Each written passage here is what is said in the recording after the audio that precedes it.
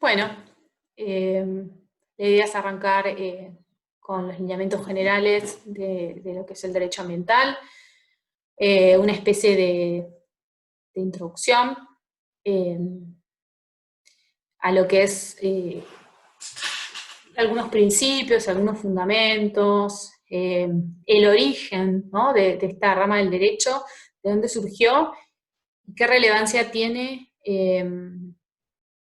en relación a las temáticas, a las problemáticas que ya empezamos a abordar en el seminario con Sebastián, vinculado más con los conceptos de territorio, con la ruralidad, con los pueblos indígenas, con las comunidades campesinas, con diferentes actores sociales, que, que es importante que empecemos a vincular con el área jurídica, ¿no?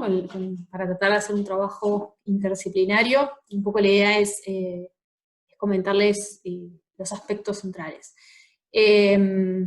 Por supuesto, en la hoja de ruta de esta semana van a encontrar diversos textos adicionales. Yo agregué, para el que le interesa profundizar más en cada punto de la unidad 2. Más allá de la bibliografía obligatoria que nosotros incorporamos en el programa porque nos interesaba obligatoria en el sentido que ustedes tengan el material, el acceso a la misma sin ningún inconveniente, hay una complementaria, pero aparte me pareció interesante dividir los temas en aspectos puntuales dentro de un cuadro que van a encontrar en esa hoja de ruta, y ahí aclararles, bueno, que en este caso vamos a usar algunas clases grabadas de los temas, de la mayoría de ellos, y algún material de apoyo adicional a todo lo anterior, ¿sí? Ustedes van a encontrar mucho, por supuesto esto va en interés de cada uno, en profundizar en su formación, en el área, en su, digamos, preocupación, interés específico en lo jurídico, pero realmente creo que ahí tienen diversos materiales con un lenguaje muy accesible. Me parece que es interesante y que les va a resultar conveniente la lectura a todos. De todas formas, si tienen algún concepto, alguna terminología legal, que suele pasar, especialmente en los fallos judiciales, que también les acompaña esta semana, para que empiecen el que nunca lo hizo, leerlos, ver la estructura, ver cómo se implementa, qué ocurre en la realidad de algún fallo judicial vinculado con derecho ambiental. Específicamente están más orientadas a la temática de bosques, pero bueno, esa es la experiencia para ahí los que obviamente no son abogados y no tienen por ahí formación jurídica en derecho ambiental, de leerlo, y ahí sí seguramente van a encontrar algunas cuestiones que nos quieren consultar, y por supuesto quedamos a disposición de lo que necesiten. Bueno, un poco para arrancar con esta cuestión, esta área, esta parte del seminario que vamos a enfocar y que realmente trabajamos directamente con lo que es la experiencia campo, con lo que es la experiencia de las comunidades, digamos, con cualquier aspecto vinculado con la temática ambiental en general, y entendemos que siempre que el derecho ambiental es una herramienta más, ¿no? Como aparece un poco en las definiciones que les estoy mostrando acá. El primero, que es un autor de Brasil, un académico que básicamente encuentra muy interesante el derecho ambiental porque es una rama del derecho constituida por otras que existen con más antigüedad que el mismo derecho ambiental. Entonces, básicamente, podemos hablar que el derecho ambiental está constituido por derecho civil, derecho penal, derecho administrativo, tributario, internacional, y todas diversas normas, herramientas, institutos jurídicos que nos proveen esas mismas, conforman esta disciplina que es tan interesante y tan importante en la actualidad, ¿no? Para lo que es la protección de nuestros ecosistemas, nuestro ambiente en general.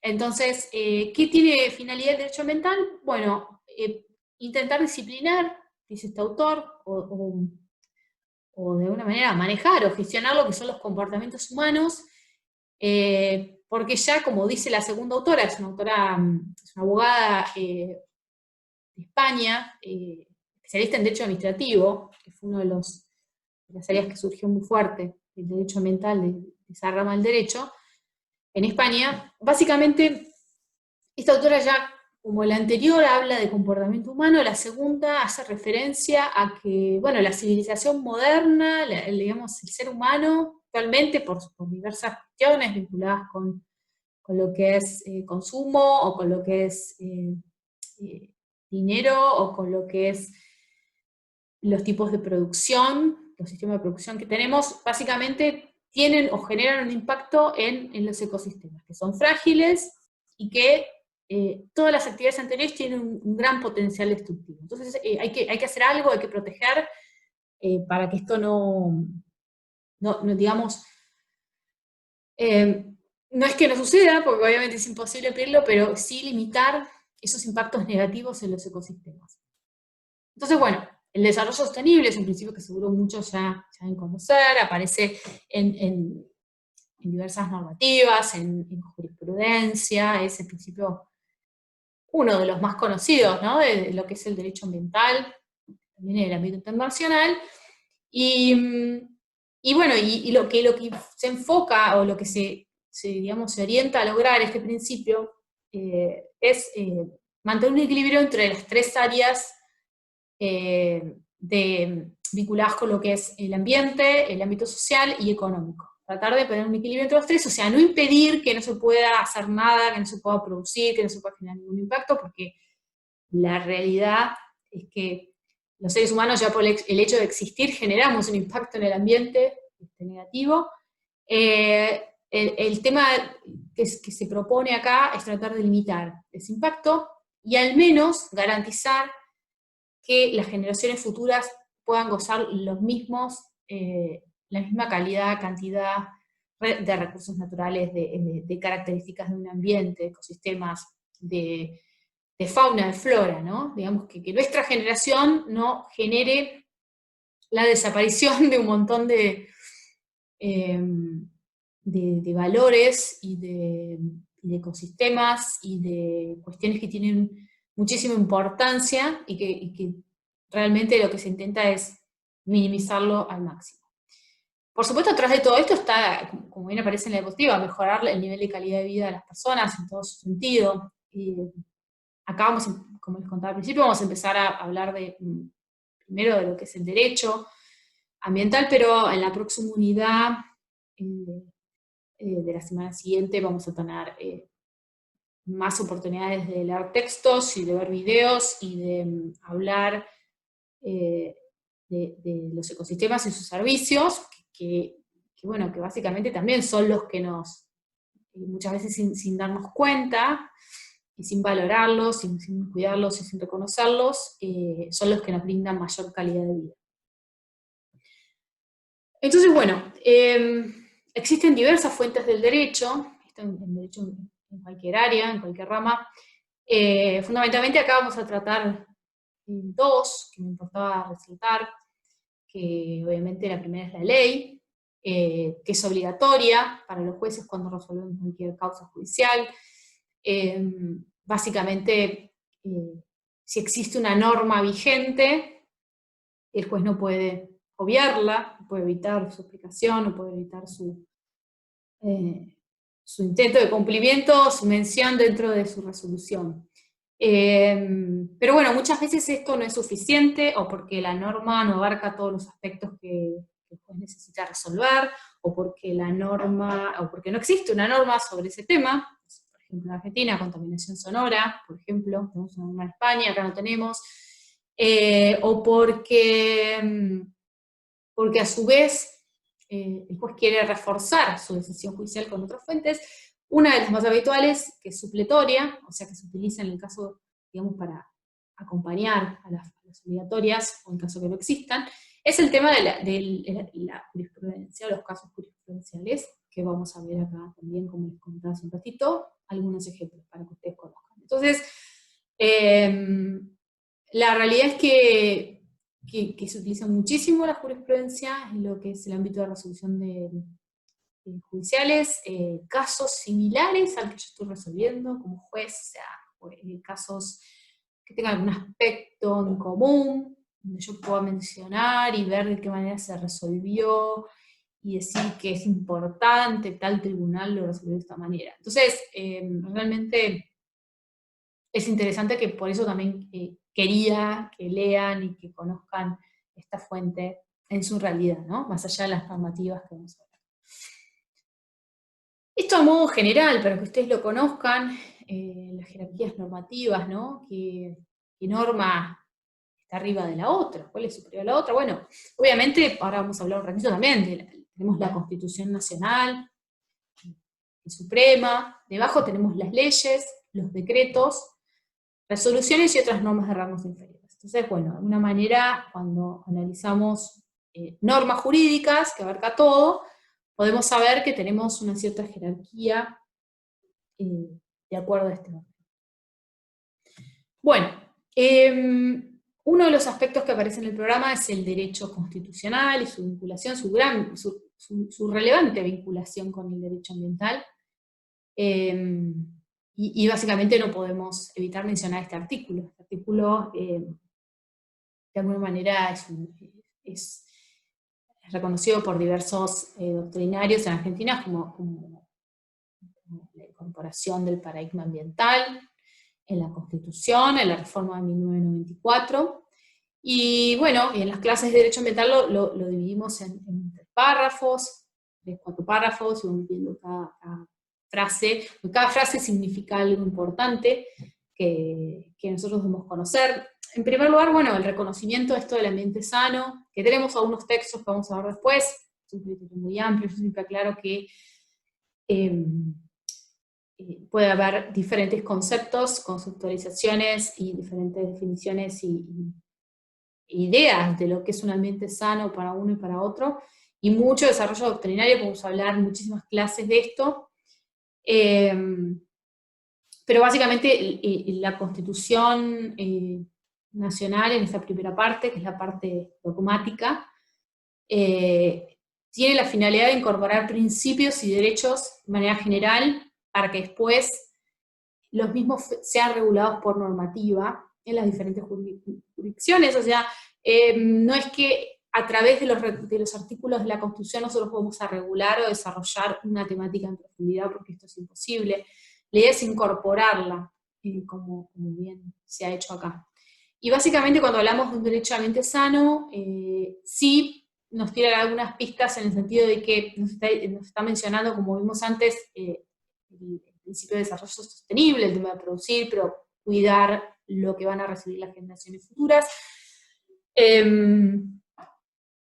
Que existe un equilibrio, que existe el desarrollo humano, ¿no? Igualmente de esta forma. Y de alguna manera asegurar de que tengamos una buena calidad de vida, un ambiente sano. Muy complejo, muy difícil, como les decía, se regula en diversas normas posteriores, y tampoco es sencillo de definir hasta dónde es un ambiente sano y hasta dónde no lo es. Y bueno, y por supuesto, en la última frase, la incorporación del concepto de daño ambiental, algo que mencioné cuando hablamos de tribunales, en el video de tribunales, básicamente la importancia de, primero, cuando se genera un daño ambiental, intentar recomponer el ambiente, o sea, volver al estado anterior, para que tratar de subsanar ese daño lo máximo que se puede. A veces no. En los casos que no, bueno, existe la figura o el concepto de la reparación ambiental, reparación económica, como en el ámbito del derecho civil, compensación económica, digamos, una indemnización económica por el daño que yo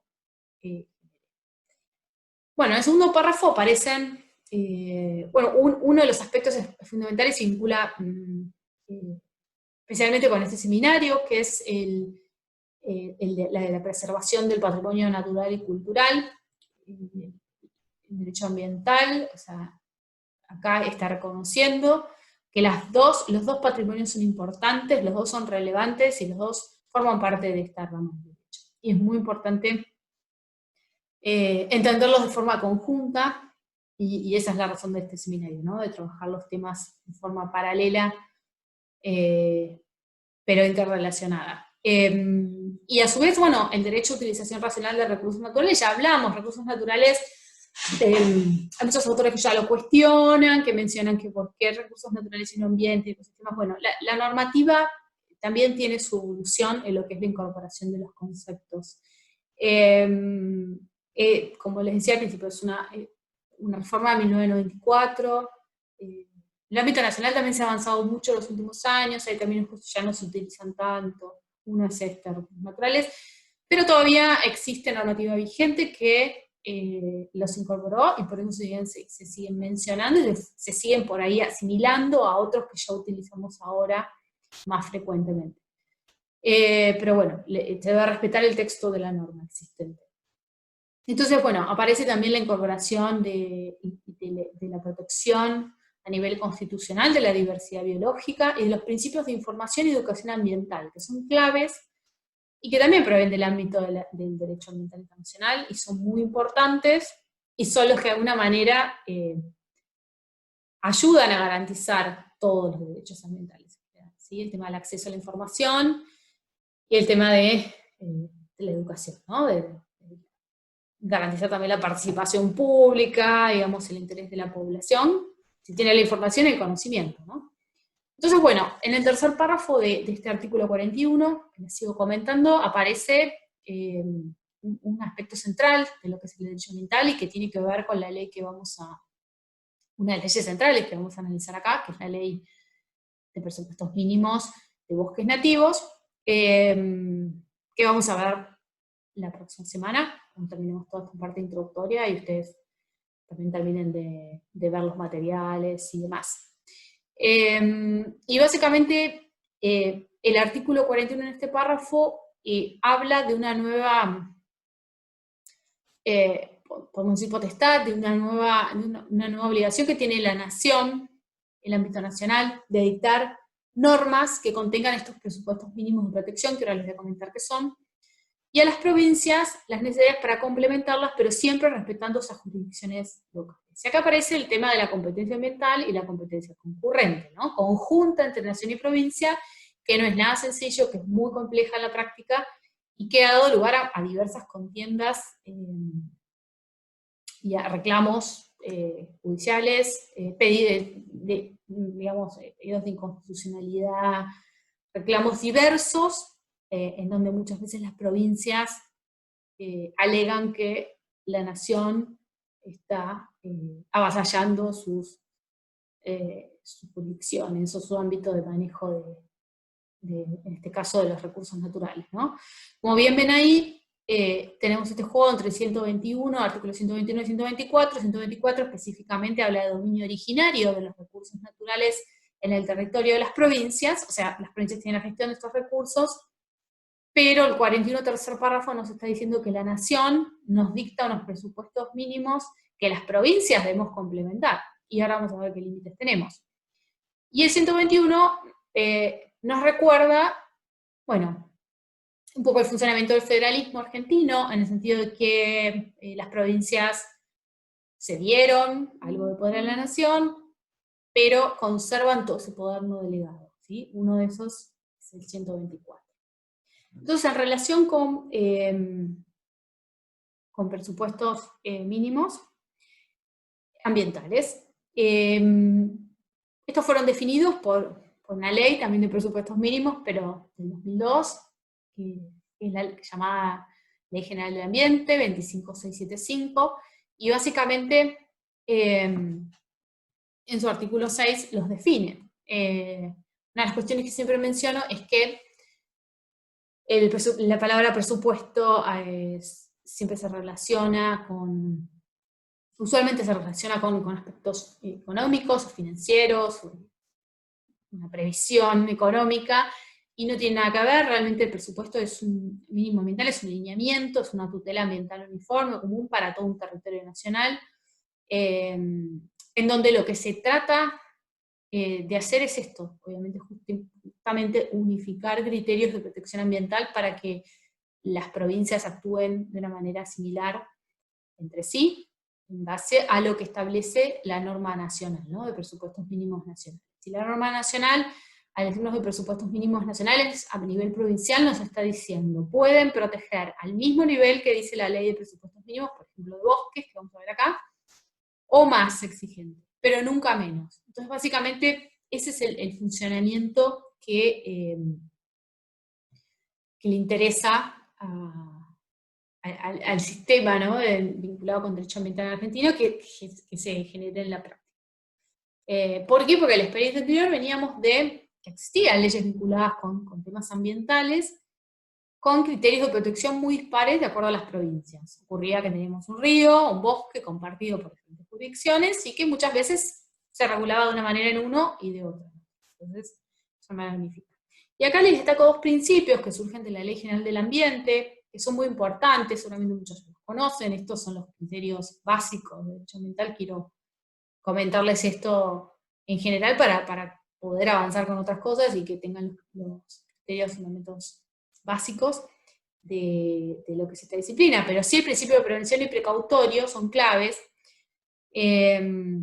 y son frecuentemente mencionados en la jurisprudencia. Y en la normativa también, pero los jueces lo utilizan mucho, en particular, para avalar sus decisiones. Entonces, es importante que los conozcan, a los que no. Entonces, rápidamente les cuento. El de prevención es, bueno, prevenir se fundamenta en la premisa de que conocemos determinada información, tenemos conocimiento específico de algo que va a generar un daño negativo al ambiente o a la salud humana, entonces nosotros preventivamente lo evitamos, ¿sí? No lo generamos para, no sé, tirar un efluente al río, contaminación, no sé, cianuro, lo que sea. Bueno, yo sé que va a generar un daño ambiental diverso, ¿no? Desde la persona que utiliza esa agua hasta la flora, la fauna, bueno. Entonces no lo hago preventivamente.